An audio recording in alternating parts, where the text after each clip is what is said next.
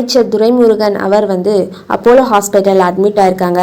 Apollo hospital எதற்காக admit ஆயிருக்காங்கன்னா, அமலாக்கத்துறை கிட்ட மாட்டினா அவங்க வந்து கைது செய்வாங்க, ரைட் வருவாங்கன்ற ஒரே ஒரு காரணத்துக்காக துரைமுருகன் வந்து இப்போ அப்போலோ ஹாஸ்பிட்டல் அட்மிட் ஆயிருக்காங்க. துரைமுருகன் செய்த தவறுகள் என்னன்னு சொல்லிட்டு பார்க்கலாமாங்க.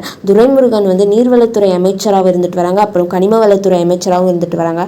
4730 கோடி ரூபாய்க்கு மணல் வந்து கொள்ளையடிச்சிருக்காங்க. அவங்க வந்து ஒரு உத்தரவு தருது.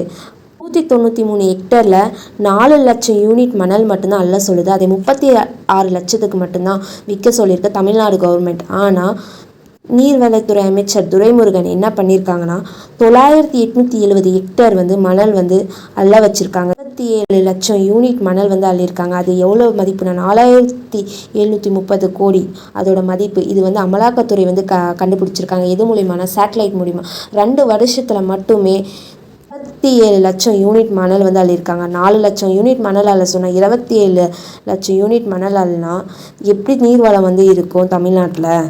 துரைமுருகன் வந்து 60,000 கோடி வந்து மணல் விற்பனையில் சம்பாதிச்சிருக்காங்கன்னு சொல்லிட்டு தகவல் வந்து கிடைக்கிது அமலாக்கத்துறை விசாரணையில். தமிழ்நாட்டை சேர்ந்த அரசு அதிகாரிகளே போயிட்டு சென்னை உயர்நீதிமன்றத்தில் இந்த மணல் கொள்ளை விவகாரத்தில் வந்து எதுவுமே தலையிடக்கூடாதுன்னு சொல்லிட்டு மனு தராங்க. ஆனால் இப்போ வந்து தமிழ்நாட்டு உயர்நீதிமன்றம் வந்து அந்த அமலாக்கத்துறை கொடுத்த மனுவை எடுத்து விசாரணை நடத்திட்டு வராங்க. அந்த விசாரணையில் துரைமுருகன் வந்து பல கோடி வந்து வருமானத்திற்கு அதிகமாக வந்து மணல் கொள்ளை அடிச்சிருக்காங்க, பணம் சம்பாதிச்சிருக்காங்கன்ற விஷயம் வந்து வெளிவந்தது.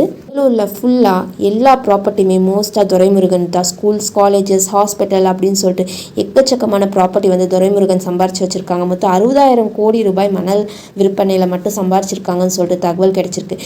தற்போது துரைமுருகனோட வயசு வந்து 85. அவர் வந்து எப்போ ரிட்டையர் ஆயிருக்கணும், ஆனால் இன்ன வரைக்குமே அவர் சம்பாரிச்சிட்டு இருக்காரு. இவ்வளோ நாள் அரசியலில் கரெக்டாக பண்ணிட்டு வந்தவர் இப்போ வந்து நல்லா வசமாக மாட்டியிருக்காரு அமலாக்கத்துறை கிட்ட. முருகன் மீது அமலாக்கத்துறை வந்து வழக்கு வந்து பதிவு பண்ணியிருக்காங்க.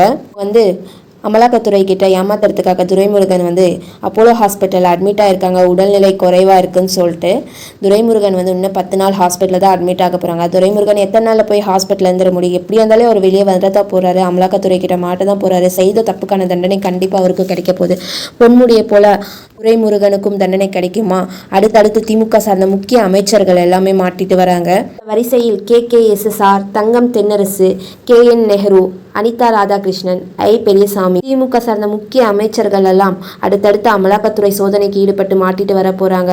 இந்த வழக்கை ஆனந்த் வெங்கடேஷ் அவர்கள் எடுத்து நடத்த போறாரு. திமுகவின் நிலை என்ன ஆக போகுதுன்னு தெரியல. முக்கிய அமைச்சர்கள் எல்லாம் சிறைக்கு செல்வதற்கு அதிக அளவில் வாய்ப்புள்ளது. திமுக சார்ந்த அடுத்தடுத்த அமைச்சர்கள் கைது செய்யப்பட்டே வராங்க. துரைமுருகன் வந்து அடுத்தபடியாக கைது செய்யப்படுவாரா இல்லையான்னு சொல்லிட்டு கமெண்ட் செக்ஷனில் மென்ஷன் பண்ணுங்கள். மேலும் உங்களுக்கு அரசியல் சம்மந்தப்பட்ட செய்திகள் தேவை என்றால் இந்த சேனலை வந்து சப்ஸ்கிரைப் செய்து கொள்ளுங்கள்.